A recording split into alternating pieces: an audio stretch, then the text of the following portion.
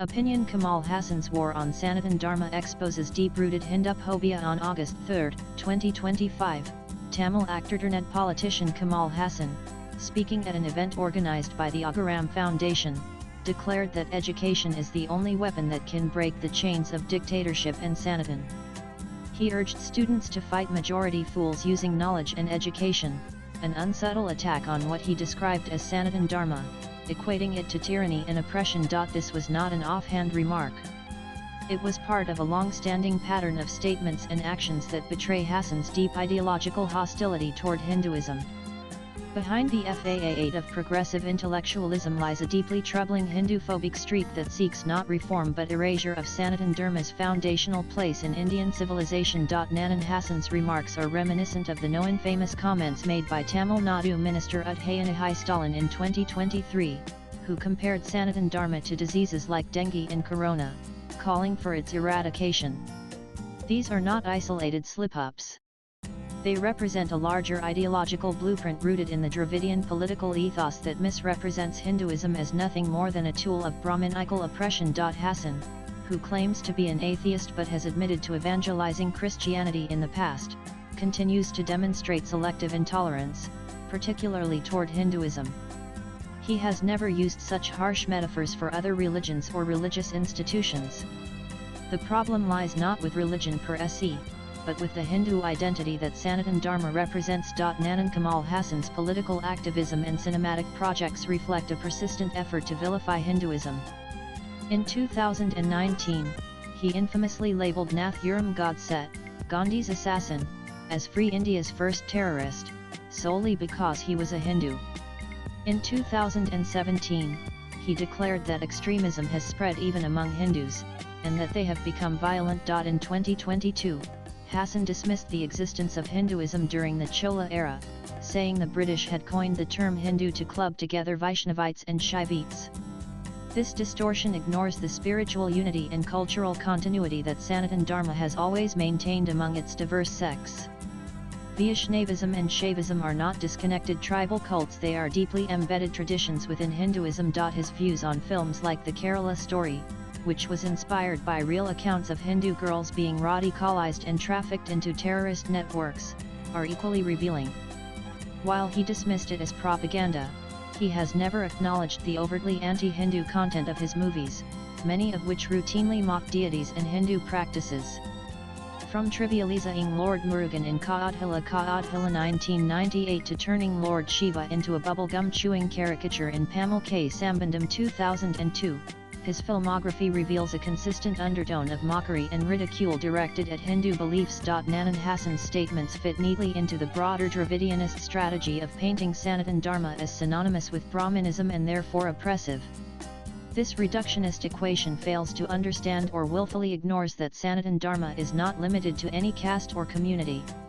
It encompasses a vast spiritual, philosophical, and cultural spectrum from tribal traditions to temple rituals, from Advaita Vedanta to Bhakti poetry. Periyarism, the ideological fountainhead of the DMK and its offshoot, has always used anti-Brahmanism as a convenient disguise for anti-Hinduism. Haasan, although technically an outsider to the DMK, finds his relevance today in echoing these divisive themes. His open support for Udhayanidhi Stalin's call to eradicate Sanatan Dharma, masked as a reformist concern for social justice, is an ideological fraud. Reform is not the goal, cultural and religious obliteration is. Nanan The irony of Kamal Haasan invoking education as a tool to break Sanatan Dharma cannot be overstated. Historically, Sanatan Dharma has been the bedrock of Indian intellectual tradition, producing timeless treatises in mathematics, philosophy, medicine, and metaphysics. From the Vedas to the Upanishads, from Panini's grammar to Aryabhata's astronomy, Hindu thought has always fostered intellectual inquiry and debate. To claim that education must be used to break such a tradition is not just ignorant, it is malicious. Education, in its true form, seeks to understand and elevate, not destroy. What Haasan seems to advocate is indoctrination masquerading as enlightenment. Nanan let us not pretend this is about ideology alone. Kamal Haasan's political ambitions have long floundered. His party, Makal Nidimum MNM, has failed to make electoral inroads. In this vacuum, Hinduphobia becomes an easy ticket to stay relevant, especially in Tamil Nadu, where anti-Hindu rhetoric often wins brownie points in elite intellectual circles and among so-called progressives. By slandering Sanatan Dharma, Hasan aligns himself with a class of elites who view Hindu traditions as regressive and their westernized worldview as the gold standard.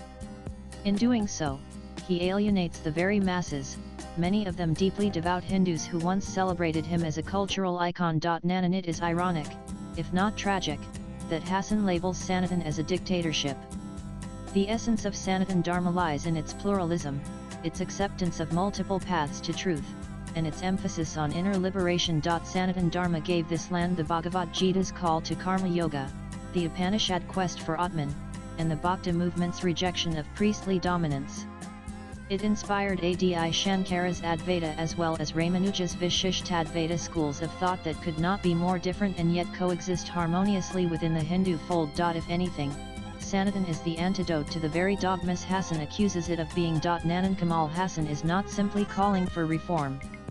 He is weaponizing education to further a political and ideological project aimed at demonizing Hindu identity.